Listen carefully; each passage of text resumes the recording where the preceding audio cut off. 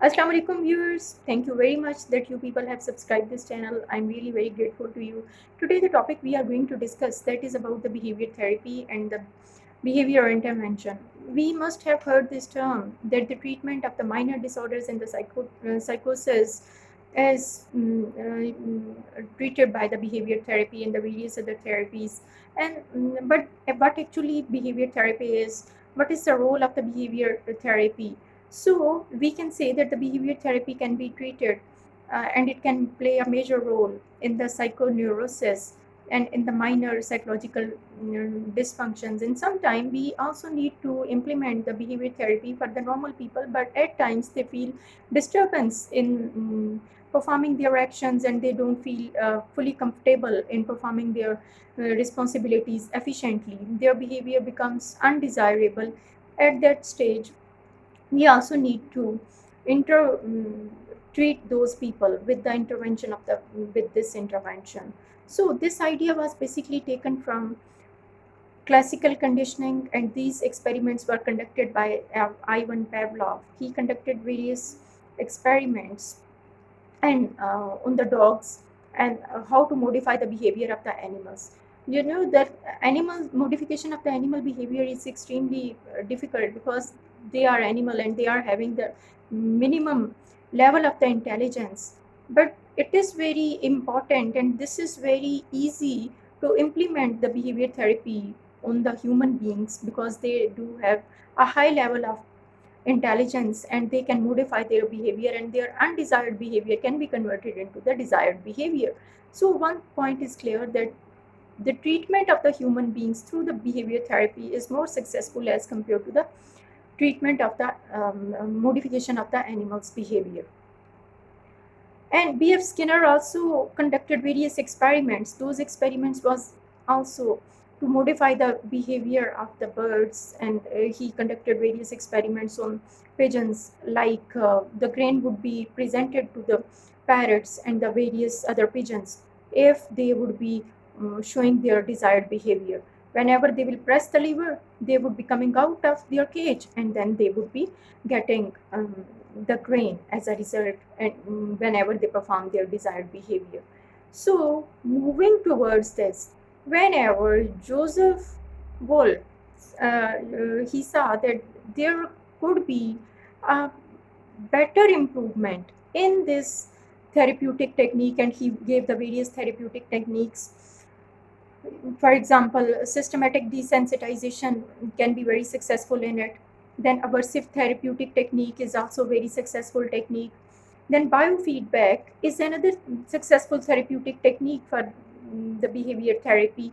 And then Albert Bandura also played a vital role in it. And through the observation, through the learning, the modification of the behavior can also be done. And there are various other techniques. First of all, I would like to explain all those techniques. What is the aversive technique? Whenever someone is showing bad behavior or undesirable behavior, we need to modify that the behavior of that particular person. That person could be a child, because undesirable behavior is always being performed by the children, and whenever they are frequently doing the undesirable behavior which is unacceptable by their parents and the teachers, then aversive therapeutic technique can be done, like punishment can be given to them and spanking can be given to them, or the verbal scolding can verbally, if we want to modify their behavior, then scolding is also practicable in this situation.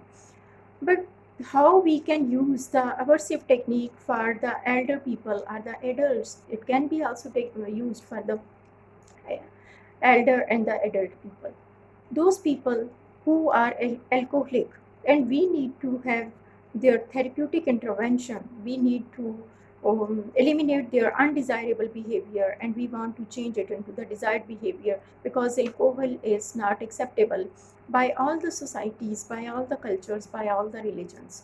So those people who are drinking and those who are using various substance related abuse, we need to give them various therapeutic techniques, and aversive technique can be very successful at with it. Whenever alcohol is being given to them, along with the alcohol, some medicine would be paired with it, and that medicine would be creating physical distress, nauseatic feeling, and various type of the physical disturbances, and they will be feeling so much drowsiness and disturbance whenever this medicine is being paired with the alcohol. And they may think that maybe they are feeling this physical distress because of that alcohol, and they would be stop using intake of the alcohol anymore. And whenever this technique is being administered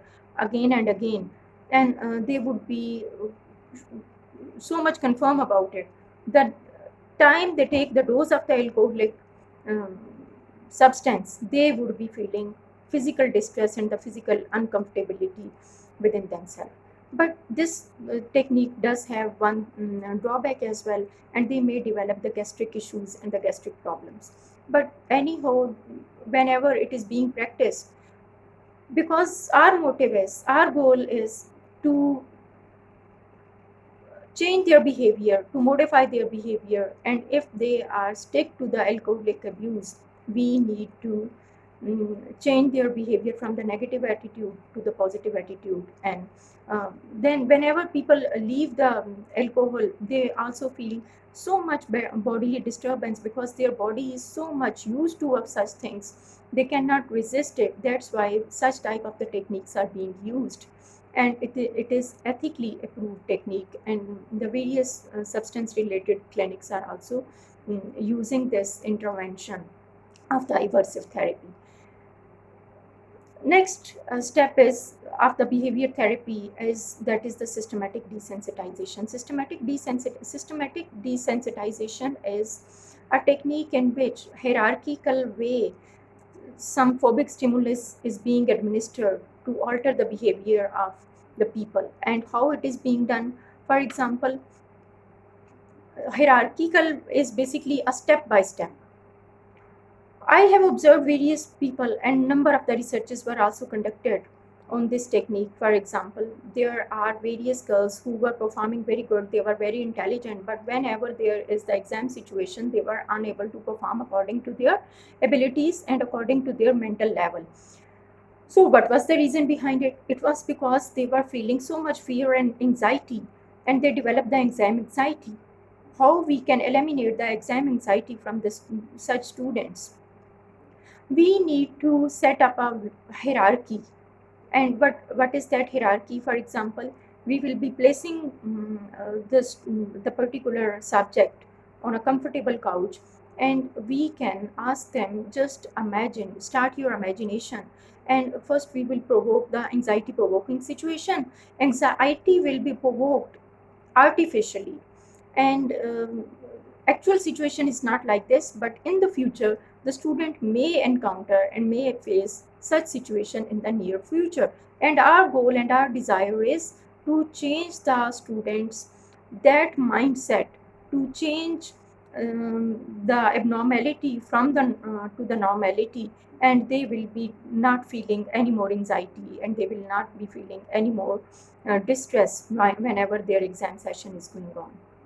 First of all, we need to provoke anxiety, and that is known as the anxiety provoking situation.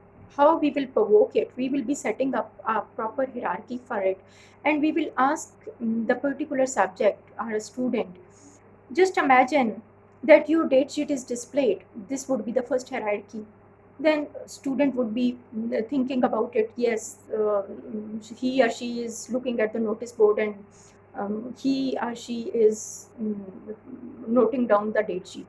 This is the first hierarchy. Then they would be asked, just imagine that a night before the exams, they would start thinking about the night before exams. They are making the preparation, they are studying, and this will also trigger their anxiety level. And whenever their heart rate accelerates, at that time they are being asked to have the relaxation, take the deep breathing, keep your arms on the arms of the chair, and close your eyes and just relax yourself to eliminate that sort of the anxiety. Then the second step is known as Next step is, next hierarchy is, imagine yourself that you are at the breakfast table. The more nearer you are heading toward your goal, the more anxiety provoking situation will be generating.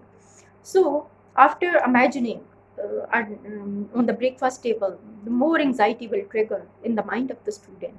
Then you can ask them, just imagine that you are entering in the school or in the college.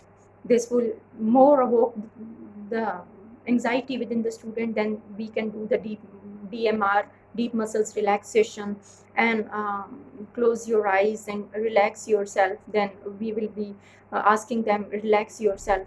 And afterwards, they would be, the next hierarchy would be, imagine yourself that you are entering in the examination hall.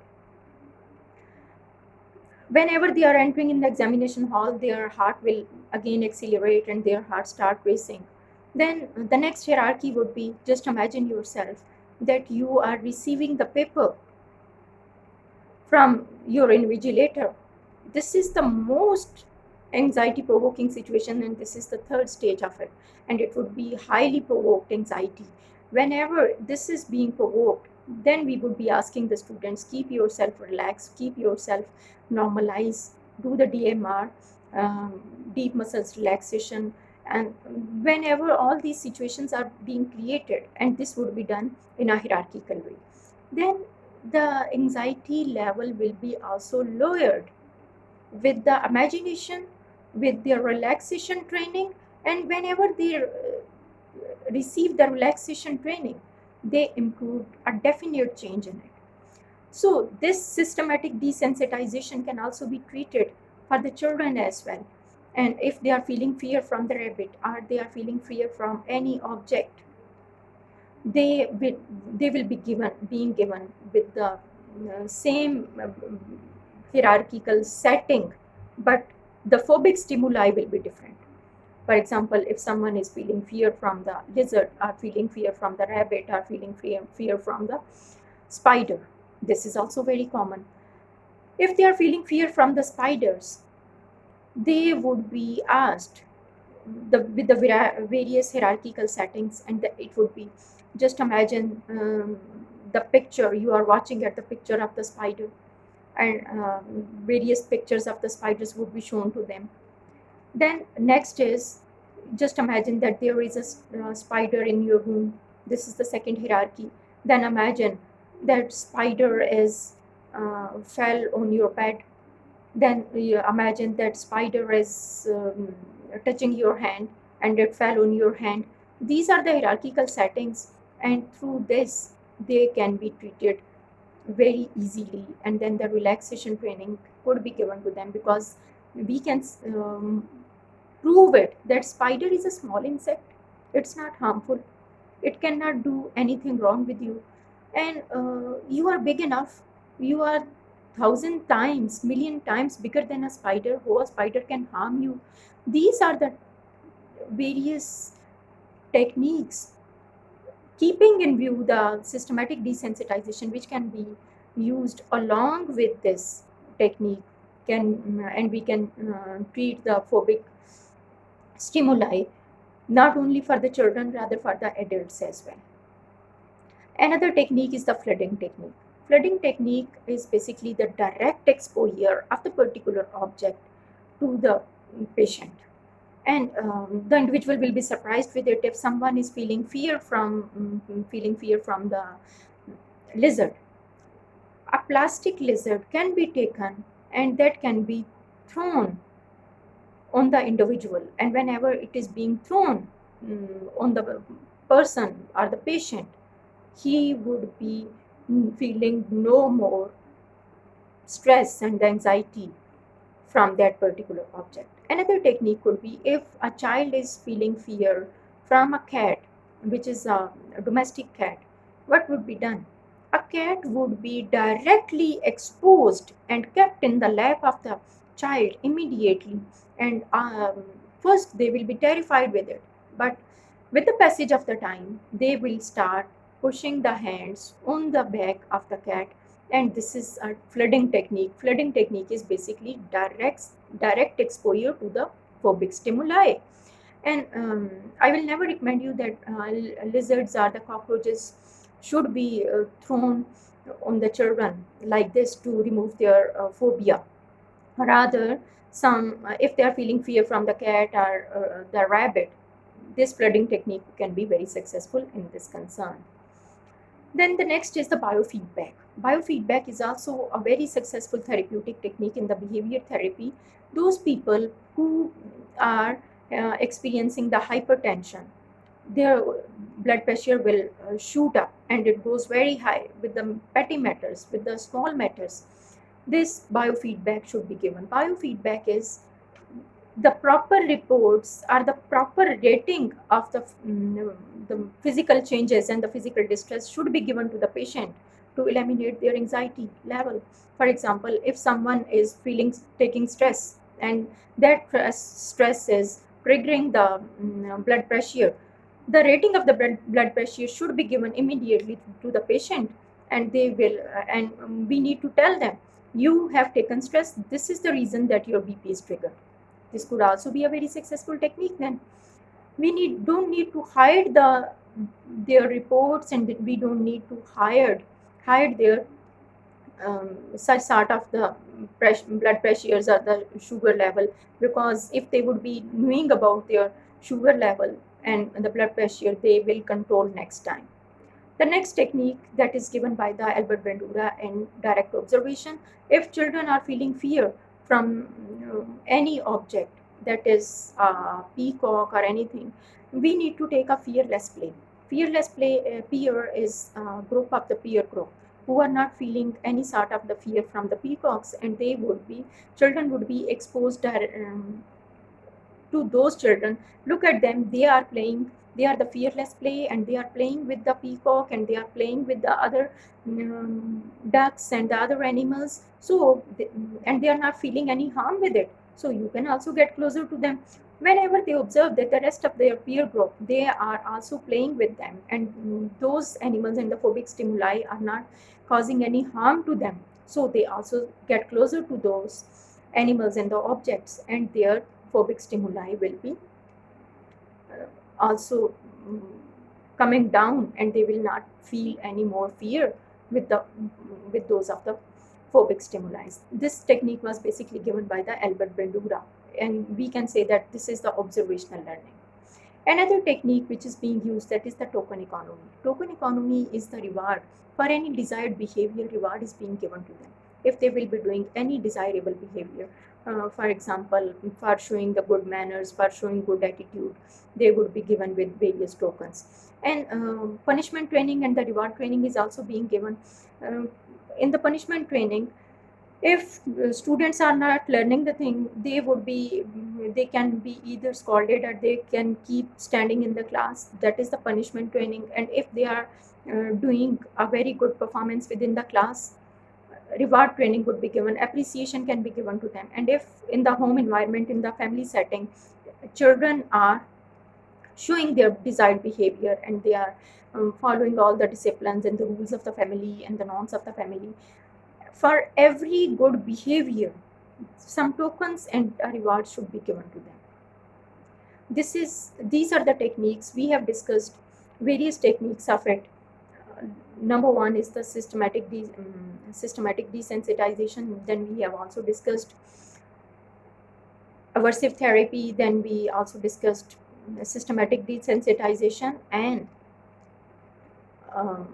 punishment training, reward training, flooding techniques, and the observational learning. These techniques can be very successful, and it can be very helpful for the modification of the bad behavior, and that bad behavior can be converted into the good behavior, and the undesirable behavior can be converted into the desirable behavior. I hope that those people who don't have any access to reach to the psychologist, they need to implement such things on their own selves, because it doesn't mean that every normal person need to go to psychologists or need to go to the psychiatrist. They can use various techniques to modify their behavior, and whenever it is in the beginning, then it is very easy for them to modify it and control their behavior. And self control is also one of the major technique for it, because We need to have a very strong self-control on ourselves. And if we can control ourselves, then we can stop ourselves from bringing the hazards of the life, and our mental life and would be mental well-being would be more good as compared to those people who don't have the self-control. Because irrespective of the age, every person needs to have the self-control. Children need to have their self-control. If they demand that more parents should buy them more toys and buy them more video games, they need to have the self-control on it. And whenever they are watching 16 hours video games, it's also not good. They should limited the time frame how much time they can play with the video games. This is another type of the self-control. And if someone is smoking, they also need to have a self-control over it. And they need to we can also say that the aversive therapeutic technique can be applied to all the smokers. And self-control is also very helpful in this. Biofeedback can also be helpful for the smokers as well. So this behavior therapy can treat all the disorders, either that is the minor or that is at the medium level. It can be very helpful, and I hope that you will like it. And I will come with definitely with another therapeutic technique and with the second episode of it in a practical way. Okay, till then, Allah Hafiz.